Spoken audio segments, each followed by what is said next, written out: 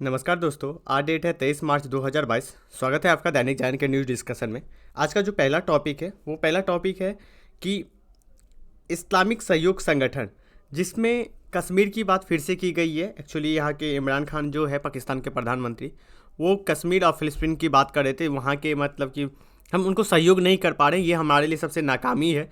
तो ये चीज़ें बात की गई थी। तो इसमें जो हमारे एग्जाम पॉइंट ऑफ व्यू से जो पॉइंट निकल के आता है वो है कि इस्लामिक सहयोग संगठन, इसको मैंने पहले भी चर्चा किया था लेकिन फिर से इसको रिपीट करते हैं। इस्लामिक सहयोग संगठन जो है वो 57 कंट्री को मिल के बनाया गया है।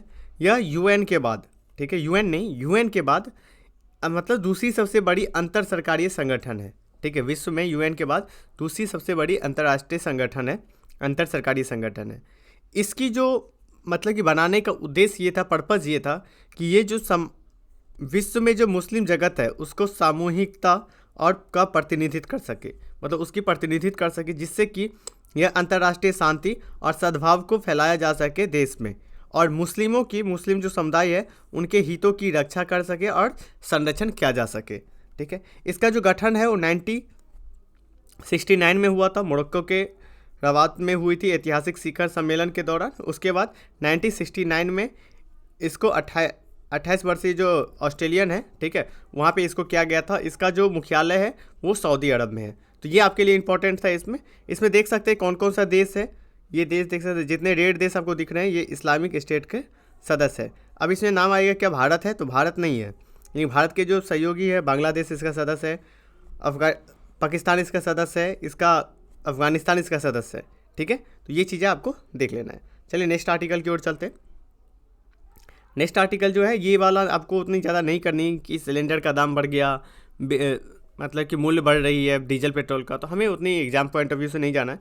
क्योंकि आप यदि यूपीएससी का स्टूडेंट है, आप कुछ दिनों से करंट अफेयर फॉलो कर रहे हैं, तो आपको पता होना चाहिए कि रूस और यूक्रेन के बीच जो वॉर चल रही है उसको लेके जो कच्चा तेल है, कच्चा तेल का दाम क्या होगा, स्वतः ही बढ़ रहा है, डिमांड बढ़ रही है, चीज़ें प्रॉब्लम हो रही है। तो इसके लेके ऐसे ही कच्चे तेल को बढ़ने की कयास जताई जा रही थी। इसमें हमने देखा कि गैस की भी महंगा हुई है। राइट, नेक्स्ट आर्टिकल देखते हैं।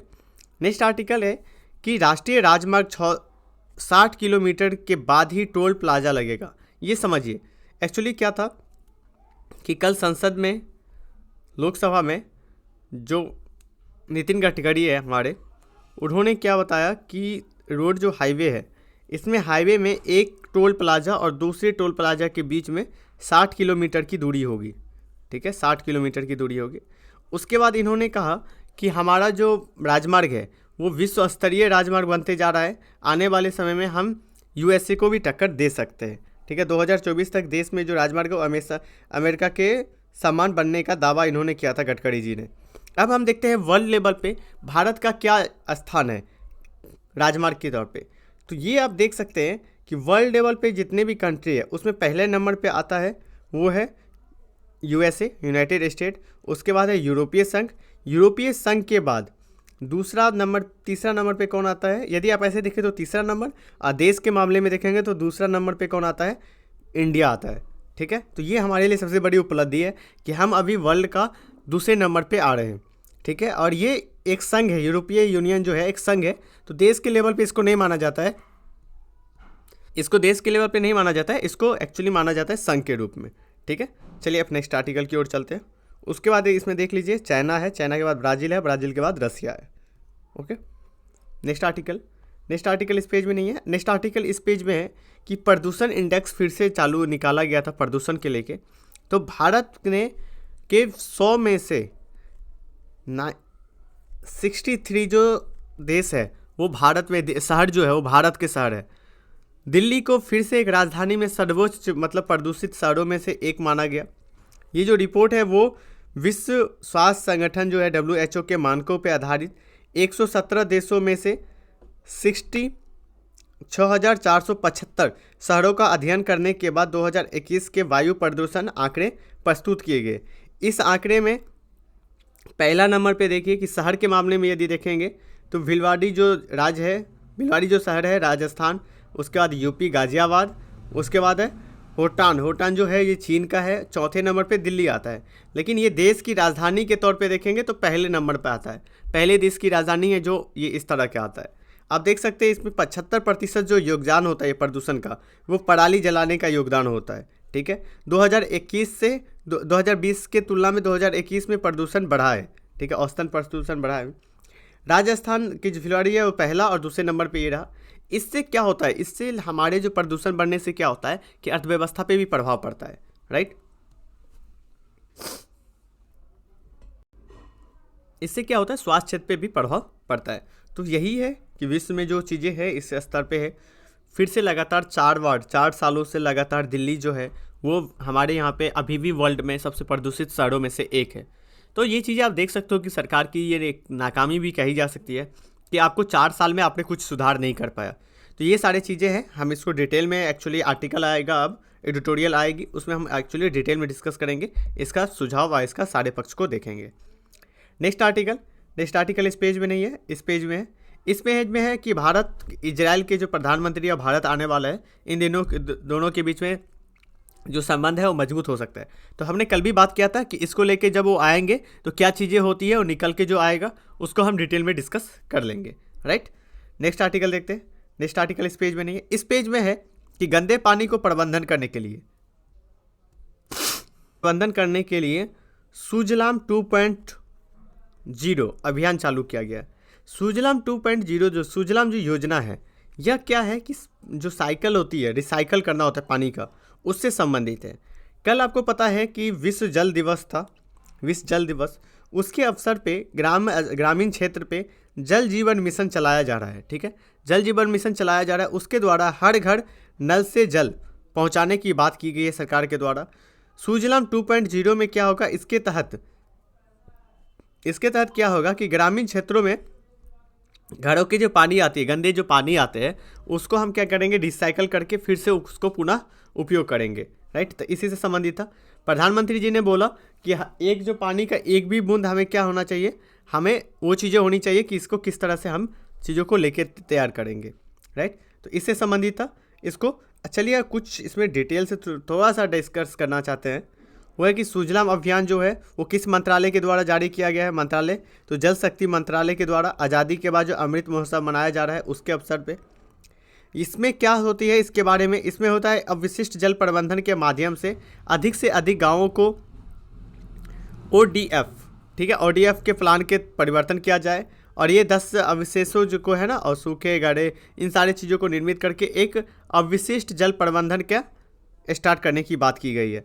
इसमें हमने देखा कि इसका महत्व क्या होगा। यदि इस तरह से होता है तो आपको पता है कि जो रिसाइकल कर पाएंगे हम चीज़ों को, तो रिसाइकल करने से क्या होगा कि हम पानी को सेव कर पाएंगे। जैसे आप राजस्थान के इलाका देखिए, वहाँ पे पानी को बहुत ज़्यादा सेव करके रखा जाता है। हमारे एक स्टूडेंट है, उन्होंने बताया था कि पानी की जो सेविंग होती है ना, वो लोग एक ऐसा सिस्टम बना के रखे कि छत के पानी होता है वो एक गड्ढे करके रखते हैं, मतलब गड्ढे नहीं, एक तालाब जैसे बना के रखते हैं, उसमें सेव करके रखते हैं और दूसरे कामों के लिए वो यूज़ करते हैं उसका।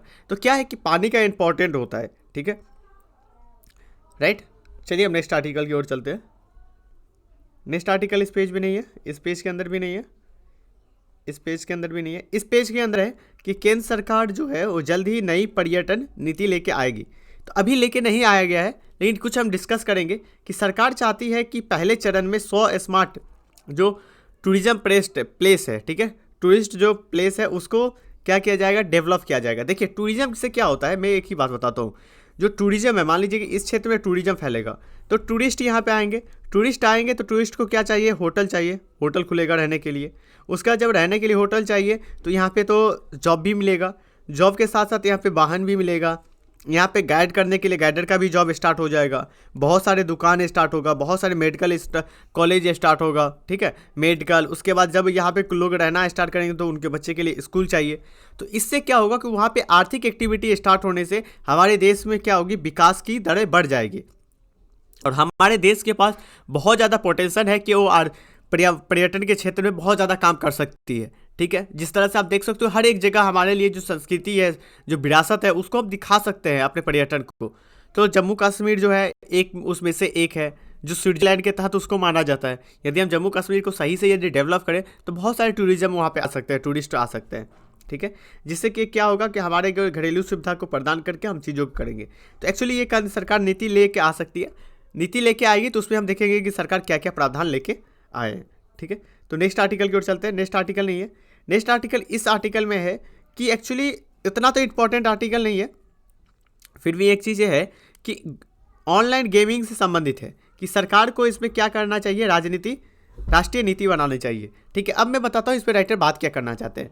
राइटर देखिए इसमें ये बात करना चाहते हैं कि गेमिंग जो क्षेत्र है, इस गेमिंग क्षेत्र में बहुत ज़्यादा पोटेंशियल है, इसको डेवलप किया जाए। तो एक्चुअली राइटर के द्वारा बात किया जाता है कि सरकार के द्वारा को इसमें ज़्यादा से ज़्यादा बढ़ावा देने की ज़रूरत है। ठीक है, कि एक नीति लेकर ये आने वाले समय में हम गेमिंग को लेकर क्या हो सकते हैं, एक हब के रूप में बन सकते हैं, जिस तरह से सरकार भी ये चाह रही है।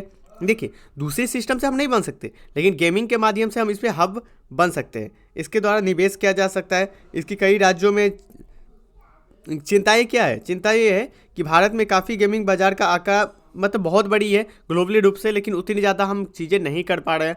एक्चुअली देखिए क्या है, हमारे यहाँ पे मार्केट है, बहुत ज़्यादा लोग क्या है मोबाइल से, नेटवर्क से हम देख रहे हैं कि बहुत ज़्यादा मोबाइल चलाने वाले हैं, उसमें गेम खेलने वाले हैं। ठीक है, तो ये हम ऐसा क्यों ना करें कि जो अपनी देश स्वदेशी जो है आत्मनिर्भर के तहत स्वदेशी गेम को डेवलप किया जाए, हमें क्यों ना हमें फ़ायदा हो। देखिए गेमिंग के एरिया में ना चीन सबसे ज़्यादा योगदान देता है। ठीक है, चीन का इस पर ज़्यादा दबदबा है इस क्षेत्र में, तो क्यों ना हम उसको ख़त्म करके हम अपना सेक्टर को डेवलप किया जाए। राइट है, इसी चीज़ की बात की जाती है। इसमें उतना ज़्यादा इंपॉर्टेंट चीज़ें नहीं निकल के आता था, क्योंकि उतनी एग्जाम के पॉइंट ऑफ व्यू से हमारा नहीं था। बस एक राइटर के द्वारा इसमें शोध करके बनाया गया था कि राष्ट्रीय नीति आने की ज़रूरत है। नेक्स्ट आर्टिकल देखते हैं। नेक्स्ट आर्टिकल इस पेज में नहीं है, इस पेज में भी नहीं है। इस पेज में है कि पुतिन के आक्रमणकारी नीति के लेके जो भारत के रवैया है उसको लेके क्वेश्चन उठाया है बाइडेन की सरकार ने। तो हम आपको पहले भी बताया है कि आपको भी पता होगा कि भारत ने स्टैंड लिया है कि हम किसी के पक्ष में नहीं जाएंगे, ना ही रूस के विपक्ष में हम वोट देंगे, ना ही यूक्रेन के पक्ष में। भारत ने बीच का स्टैंड अपनाया है। तो यही एक भारत की स्वतंत्र जो विदेश नीति है उसका भी ताकत माना गया है इमरान सरकार के भी द्वारा, इमरान खान के भी द्वारा। ठीक है, तो इसके लेके रवैया ये स्टेटमेंट जारी किया जाता है। एक ही बात की जाती है बाइडेन के द्वारा कि बाइडेन चाह रहा है कि भारत भी इनके पक्ष के इनके खिलाफ जाए। ठीक है, तो यही एक्चुअली घेराबंदी की जा रही है। आपने देखा होगा कि ऑस्ट्रेलिया के जब प्रधानमंत्री के साथ मोदी जी का बैठक चल रही थी, हमारे प्रधानमंत्री जी का, तो उस समय भी इस क्वेश्चन को उठाया गया था। ठीक है, लेकिन भारत ने भी इसमें अभी तक कोई स्टैंड नहीं लिया है। तो यही चीज़ था कि भारत चाह रही, अमेरिका चाह रही है कि भारत उसके गुट को छोड़ के, गुट का छोड़ के नहीं, भारत एक्चुअली उनका विरोध करे वर्ल्ड लेवल पे। ठीक है, तो यही चीज़ है। नेक्स्ट आर्टिकल देखते हैं। नेक्स्ट आर्टिकल इस पेज में नहीं है, इस पेज के अंदर भी नहीं है। तो आज के लिए इंपॉर्टेंट आर्टिकल इतना ही इंपॉर्टेंट आर्टिकल था जिसको आपको डिस्कस करना चाहिए। एक स्टूडेंट ने बताया था कि सर आपने आंसर नहीं बताया था जो हमने परसों दिया था। देखिए परसों जो मैंने क्वेश्चन दिया था उसका आंसर ऊपर ही में मैंने डिस्कस किया था। ठीक है, लास्ट में, तो उसका लास्ट में आप आंसर डिस्कस कर ले। और आपके लिए जो आंसर राइटिंग जो ग्रुप बनाया गया है उसमें आंसर राइटिंग ग्रुप में ये होता है टेलीग्राम पे कि आप अपना आंसर लिखिए और उस पर पोस्ट करें, उस पर भेजें, जिससे कि क्या होगा कि आप आगे डेवलप कर पाएंगे अपने हैबिट को। राइट, तो आज के लिए इतना ही। Thank you so much.